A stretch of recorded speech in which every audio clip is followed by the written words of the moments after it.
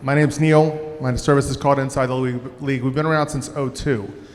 We started off kind of working solely with agents, but in the last 4 or 5 years, we've kind of expanded our work with scouts and people who want to be scouts.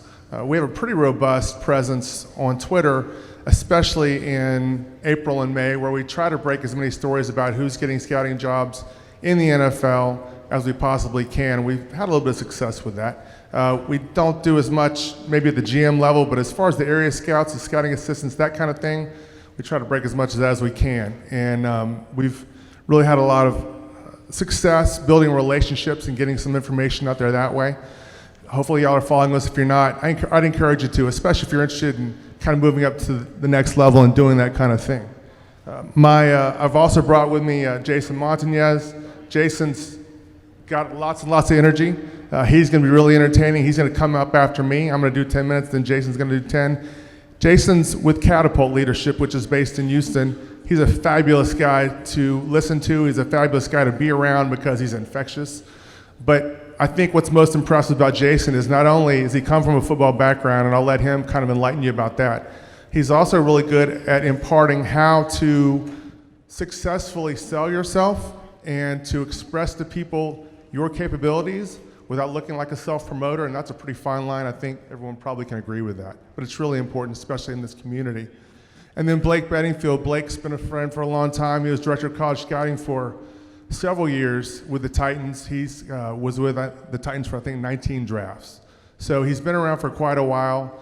He's the voice of experience. He's seen lots of people come and lots of people go.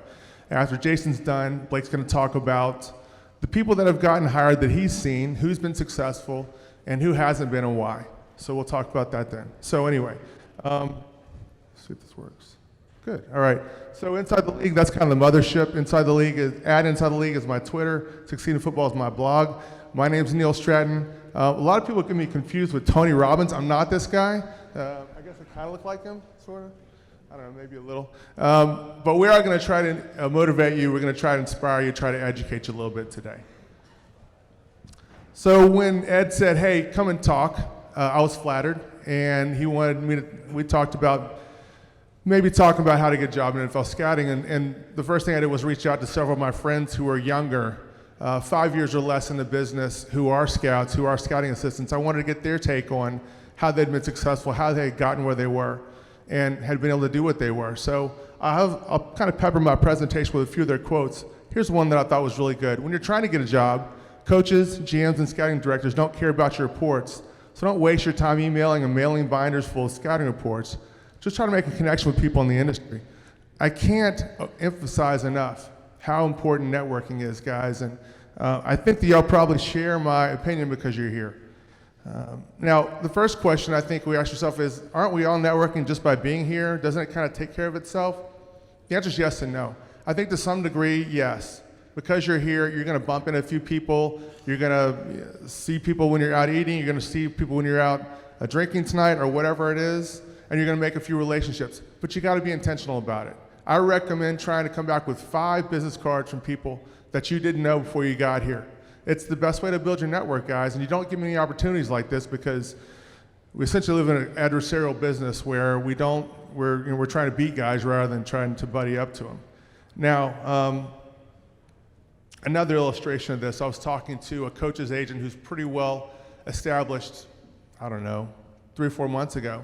And I said, how do coaches network? How do they go out and build friendships and kind of do that? I presume that at AFCA meetings, that's all about. And he said, all my guys go and they find their buddies and they drink with their buddies for 3 days and they go home. That's not networking, all right? That's not how you build a grassroots relationship with other people that are going to help you advance in this business. You got to be intentional about it. You got to go out and try to meet people, find people, get outside your comfort zone, all those kinds of things. All right.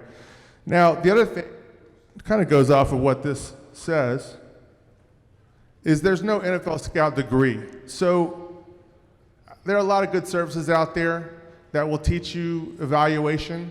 They'll teach you about scouting. They'll do all these things. Y'all are already doing that, so I don't think you're going to focus as much on it, but I encourage you, as you apply for jobs in the NFL, as you apply for jobs anywhere, it shouldn't be your central focus to send them reports. Every time I'm talking to someone who's interested in becoming an NFL scout, they want to tell me, hey, let me send you all my reports so you can take a look at them. Most scouts that I've spoken to, most administrators, say, listen, we'll teach you what we need to teach you about that part. That's what's thought of by a lot of people, I think, as the most important aspect of it, and it's really one of the less important ones. And here's another one that's kind of a little bit controversial. A lot of people are starting to hire agents. As a matter of fact, tonight at our open bar, there'll be an agent there who's here literally to sign one of y'all tonight. I don't know who it is. But I think a lot of, as college personnel, people start to become a more viable part of this industry and start looking to move up and what have you, they're starting to think in terms of agents. If you hire an agent, that's great. Don't think of him, hello? But don't think of him as your network guy. Don't think of him as your guy who's going to build relationships with you and tell your story and all those kind of things. He's going to do that some, but you ultimately have to be that person, okay? All right.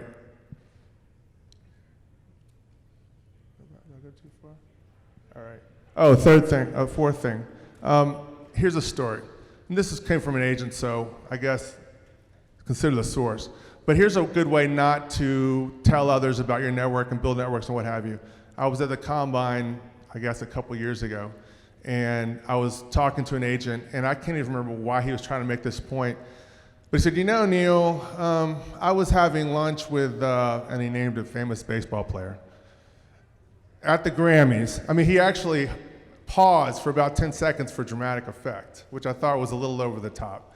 Don't be a jerk about knowing people and dropping names and all that stuff. It's the surest way to make people angry. Okay, so I think the second point and the important thing is to know the business. That's more than just getting on Football Scoop every day. It's actually studying the business. It's getting to know people. It's getting to know who's hiring and all those kind of things. The quote that I read that I thought was really important was, it's vitally important to have mentors and champions in the field. It could be a GM, it could be a director or an area scout, and most likely it'll be a combination of all the above. Being able to trust and bounce things off people is vitally important to keep you moving forward. If you've got that mentor, if you've got someone who really is going to champion you, you're halfway home as far as knowing the business and knowing what you need to know. And that's so important. And I think it's less common now than it used to be, because I think there's an impression if I've got a mentor, then he's going to hold me accountable and he's going to be disappointed if I fail. I don't think that's true at all. I mean, I've certainly had several mentors, and they're like uncles to me now. A couple other points to make: be a student, not a stalker. Guys, know who's hiring and know why they're hiring. Look at the people who are getting hired. What do you have in common with them? What do you not have in common with them? What are they doing? Where are you seeing them where you don't see anywhere, where you don't see them in other places? I mean, what are they doing differently from what you're doing? You got to learn. There's only one way to do that. Know the commonalities. If you've made some inroads with, let's say, the Seahawks, and then you found out someone on that team that's in the upper echelon, went to your high school, is from your hometown, went to your college, whatever, that's valuable information. But don't use it as a rope, use it as a handle. In other words, if you get the interview, then kind of drop in a conversation or work it into your correspondence with them somehow, without making it too much of a hammer that you're trying to beat them over the head with, because then it becomes a little obvious. And then the third thing is nothing beats being there. And that's kind of a cliche, but let me give you a couple stories to just kind of illustrate this. Number one, I guess it was last year, maybe the year before, the AFCA convention was in San Antonio. I was at a game in Fort Worth, Texas, called the College Gridiron Showcase. That week in Fort Worth, not only did we have 100 active scouts, 31 teams represented there, but on the Saturday of that weekend, Chris Hall, who's the senior director of college scouting for the Cowboys, came in. You can go on our YouTube page and look at it. He spoke for an hour and a half about how he got a job with the Cowboys and his ups and downs and how he's juggled family with that, and it was incredibly illuminating. And it was totally free for anyone who wanted to come in. We had about 4 people that were there. So look for opportunities. Look for times when, if you're traveling already, you can go and hit more than one thing instead of 2. Here's another example. 3 years ago, a friend of mine who was kind of struggling to find his place in the college football world was coming into Houston because he had family. And he said, listen, Neil, I'm going to be there. I want to come by. So I didn't really know what to say to him, except I don't have any ideas for you. If you want to come by, that's great. We went through the McDonald's drive-thru, came back to my house, sat at my dinner table, and we brainstormed ideas on how he could find a job. This morning, he texted me and said he's now the director of football operations for one of the most recognizable head coaches in college football. If I said his name, everyone here would know him. So I'm not taking credit for that. I'm not trying to say that I did anything special, but we broke bread together. We talked about ideas. Maybe he took something away that did help him, and it didn't cost him anything except I think he might have rented a car and drove across Houston to come sit down with me. I was really flattered that he came, and hopefully it was helpful. I don't know if it was or not, but I'm really excited about where he is now. I can tell you that. Okay. Last thing I want to talk about are 10 tips that I got from scouts. These are things that they do once you get an interview with a team. I thought some of these points are pretty obvious, but some of them thought were pretty interesting. I just want to run over these really quickly. Number one, social intelligence, presentation, and communication skills are all necessary. This is pretty obvious, pretty simple, but I think it's something that gets lost in translation a lot of times because, again, people are focused on evaluation and sharpening their scouting skills. And at the end of the day, a lot of us are introverts. We just want to get in a dark room and figure out who the best players are. Okay? I get it, but don't lose sight of being able to communicate and talk and do all those things. The things that are essential to being a networking person. Number two, guys that send their resume to everyone, I thought this was really good. That send their resume to everyone in the building automatically go to the bottom of the pile. The scout that I talked to, and he does hiring, he's hiring scouting assistants all the time, said, I don't want a guy who sprays and prays. I want a guy who's got a relationship with me that I know, that someone who has taken a chance, who's reached out in one way or another. We've got some familiarity there, all right?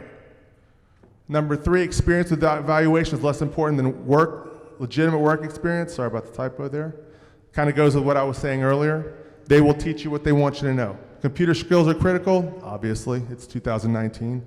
Football knowledge is obviously important. The scout that I talked to said they put plays on the board and they asked the candidate to draw, they erase it and they ask him to draw it, just like what you see at the combine, just what you've heard of players having to do with the combine. Very similar screening process, which I thought was interesting. Just come jetting through these. Don't compare, the next one to me is nothing but don't BS, don't try to BS your way through an interview. If you don't know, don't say anything, but don't compare players we ask you to evaluate to players you know nothing about. Next one, call and email when you have something of note to add. Again, don't just be bombing them with emails and texts and all that kind of stuff. Wear thin fast. Make sure that when you reach out, you've got something to say and it's something that can add. Grammar and writing ability do count. The scout that I talked to said, we find errors in emails that are sent in or on cover sheets or whatever, they're gone. They're getting hundreds of applications. They need something to be able to separate the wheat from the chaff. That's a perfect example of that. General intelligence matters, obviously, and this is one I want to kind of underline. Handwritten notes count more than email. A lot of these people that are doing the hiring, guys, they're old school, and that really counts to them. I think a handwritten note is probably 10 times more valuable than an email because it's more trouble. And kind of a corollary to that is if you don't get the job, don't make it a loss, make it a win. Send that note, thank them for it. You might get consideration next time, all right? We always want to be thinking of the next job, the next opportunity, and I think if you treat things that way, you will. All right, I'm going to hand the microphone to my friend Jason. Let him take it away. Thank you very much, Neil. Can everybody hear me? Yes. Come on, is this the backbone of college football? Can everybody hear me? Yes. All right, as Neil stated, my name is Jason B. Montanez. I'm a former Division I football player. I played in the Mid-American Conference. I saw some Mid-American Conference logos. So thank you very much for being here. I can tell you that you are the backbone to college football. So give yourself a round of applause. As Bill stated, I am a former athlete, I'm an author, I'm a speaker. I've had the privilege and the blessing of working at 2 top Fortune 100 companies. And I also have a leadership consulting firm. You can find more information about me at catapultleadership.com and 99thingstoquit.com.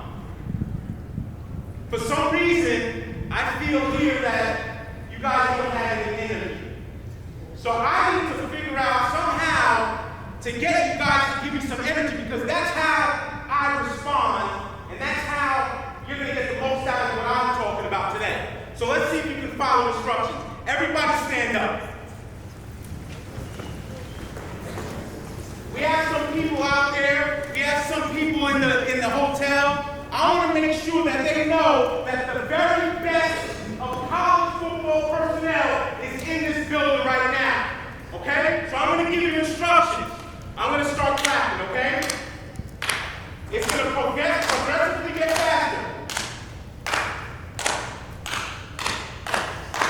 When I get to the pinnacle, I go like this. I want to hear you the biggest Ric Flair. Whoa! Let's see if you can follow instructions. Here we go. Y'all ready? College football personnel, are you ready? Here we go.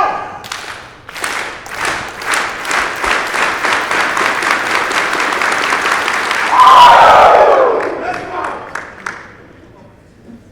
Now for today only, I've created a short code.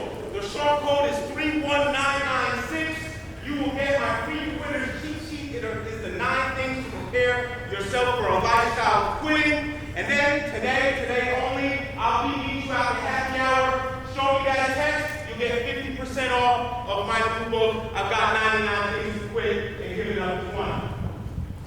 So, that being said, I do believe in the 3 B's of public speaking. I will be brief. I will try my very best to be brilliant, and then I'll be gone, okay? So here we go. I've stayed consistent. Neil is the owner of Inside the League.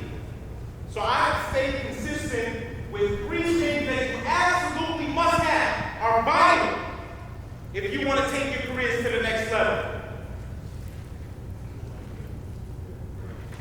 ITL. All right? The first I is for integrity. Okay? Integrity is doing what's right all the time, even though when it's not popular. You have to treat integrity as the core, as the fabric, as your makeup. You can't expect to take the next step in your careers if you don't have and operate with the utmost of integrity. And it's especially hard in this situation where you're dependent on 17 and 18-year-olds as job security. So by show of hands, who always operates with the utmost integrity?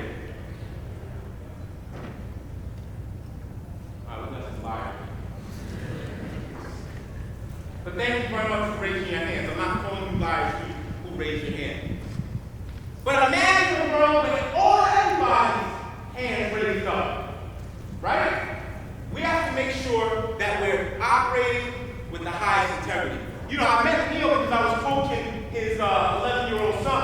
I was a football coach, Little League. And what I always used to tell those kids is there's never a right time to do wrong and a wrong time to do right.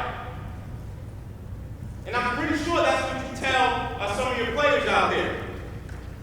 But I can tell you what, we need to ensure that we are making sure that we are operating with the utmost integrity.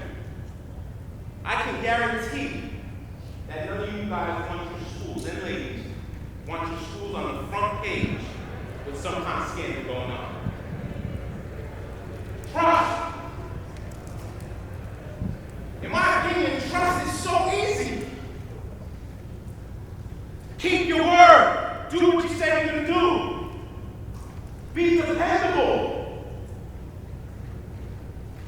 Stay committed. When I play football, not all the talented players are the ones who play. You can have the very best talent. Hard work beats talent, and talent doesn't work hard. We all heard that, right? But the players that actually played were the players that had the talent and the players that the coaches could trust that they were going to align and do their assignment at every single time, no matter what. They had to be able to sleep at night like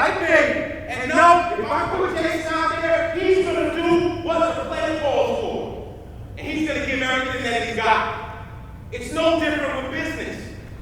I heard a young lady say up here before, work your ass off. Be somebody that you can be trusted. Loyalty. What I think of when I hear the word loyalty is I think of the word commitment. Are you committed? Are you one of these me person people, right? There's no IT, but there is an ME, right? Are you somebody that's out only for yourselves? Do you truly care about your team? Are you truly committed? When that feeling goes away, when you initially commit, you know, the butterflies and all the nice feelings that went with the initial commitment, excuse my language, but when shit hits the fan, when there's sudden change, you know, every time we used to go into an environment that was hostile, my coach always used to say, weather the storm. What does that mean? We knew that they were going to give it everything they got. We knew there were going to be 8,000 people in the stands cursing at us, throwing stuff at us. We knew this. Weather the storm. Will you be able to weather the storm when stuff doesn't go your way? Loyalty. As I said before, I just wrote a new book. It's called I've Got 99 Things to Quit and Giving Up Is One. I'm a firm believer that throughout this journey of life, we have to quit the negative thoughts, feelings, behaviors, and people that are counterintuitive to success, that are preventing us from taking that next level in life. But I'm also differentiating quitting and giving up. See, quitting is the process, right? So along the way, I heard somebody else say today that you've got to be adaptable. You have to welcome change into your environment. So you have to change the process. But the giving up part is the constant progress at trying to get to where it is that you want to go. So I've given you guys a little 3 things to quit.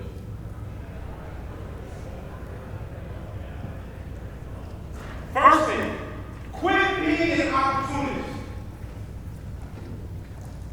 In my book, I looked up what opportunist is.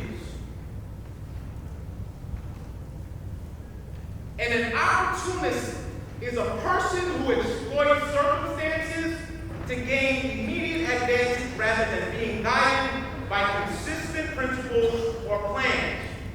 Most burglaries are committed by casual opportunists. I had a boss when I was working in corporate America.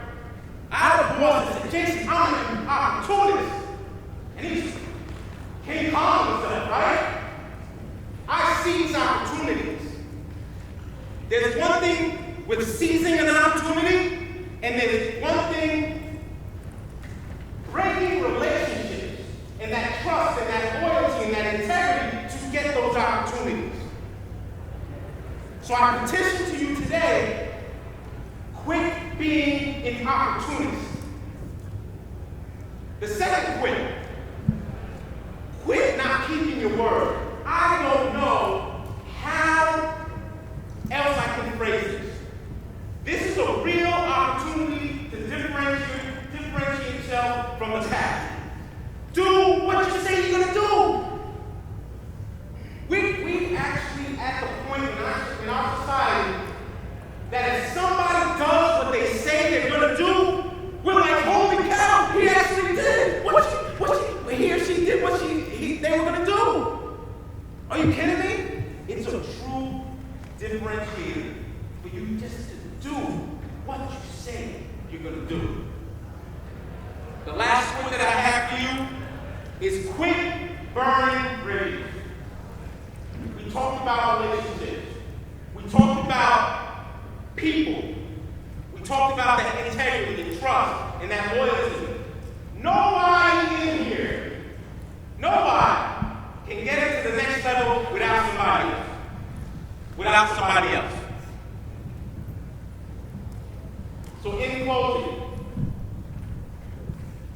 integrity, trust, loyalty. Focus on those three facets.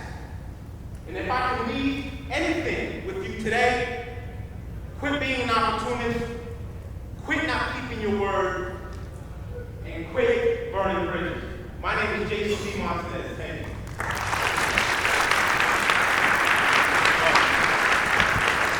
Next up is Blake Beddingfield. Jason's got me pumped up, man. I may have to work this stage a little bit. Usually I'm going to be a little bit quieter, but I think he may have me energized. He was very good. You know, getting a job in the NFL, it's tough. Right now, in training camp, there's 2,880 players in training camp. There's 350 scouts and personnel people.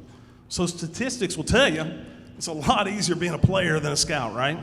Now, I don't believe that. I don't think you believe that either. It's very difficult to be a player in the NFL. But it's also difficult to be a scout, okay? How you go about finding that opportunity to interview, okay, says a lot about your work ethic. Are you passive?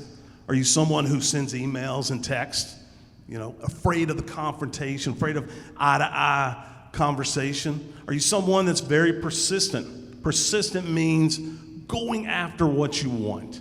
I had a general manager that was a mentor of mine 20 years ago before I got in the NFL. And he told me, he said, Blake, he said, I know of an organization that's hiring. Be persistent with the person that's doing the hiring. So I thought about it for a second. I said, persistent to me was, I'm going to give this guy a call. Did my research on the person doing the hiring. He was an older gentleman. He didn't have a cell phone. He didn't email. He didn't text. So I knew I had to do it the old-fashioned way. I had to call him. And so every Thursday morning at 9 a.m., I said, I'm going to call this man, and I'm going to try to get a job. Okay? Called him, introduced myself, and I told myself I'm going to spend 1 minute on the phone with him, just one. I didn't want to waste his time. I didn't want to be a bother. So 1 minute went by, introduced myself, told him who I was, told him what I wanted, hung up the phone. Next Thursday, I called again.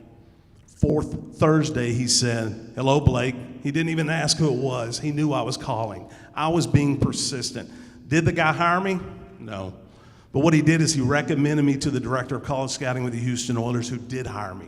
He said, this guy's going to work for you. I'm going to tell you right now, he calls me once a week. He really is passionate about what he does.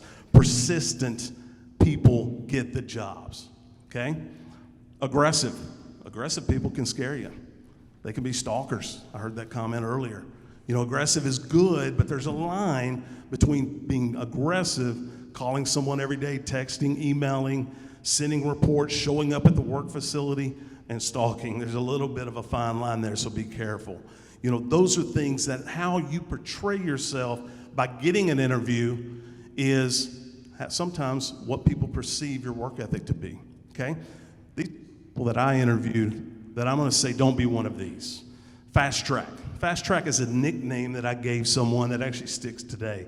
He came in for an internship interview, good credentials, references, people recommending him for the job. He sat down with myself. I was the director of college scouting, the pro director, the director of player personnel. He did not investigate who was doing the interviewing. Because in the first 5 minutes, I asked him the question. I said, what's your goal? And he said, I want to fast track to being a general manager. I see myself as the NFL version of Theo Epstein. Theo Epstein's the general manager of the Boston Red Sox at the age of 28. He said, I will be a general manager in this organization by the time I'm 28. I said, okay. I said, goals are great.